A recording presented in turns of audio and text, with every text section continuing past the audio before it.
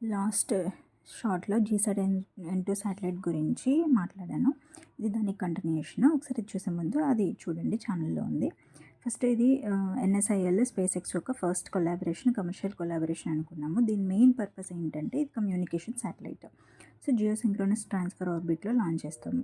So provide internet services to remote regions. మెయిన్గా మనకి ఇప్పుడు బ్రాడ్బ్యాండ్ కమ్యూనికేషన్స్ యొక్క డిమాండ్ పెరుగుతుంది కాబట్టి ఇంటర్నెట్ సర్వీసెస్ రిమోట్ ఏరియాస్కి ప్రొవైడ్ చేయడానికి, తర్వాత inflight services, inflight internet connectivity provide చేయడానికి across the Indian subcontinent, అంటే ఇంక్లూడింగ్ లక్షద్వీప్, అండమాన్ నికోబార్ ఐలాండ్స్ కూడా వస్తాయి.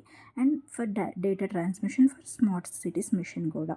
తర్వాత దీని యొక్క స్పెషాలిటీస్, జీసాట్ N2 శాటిలైట్ యొక్క 2 పాయింట్స్ చాలా important. This is India's highest throughput satellite. Throughput means data transmission capacity, higher data transmission capacity, that is 48 Gbps and it is operating in the Ka band.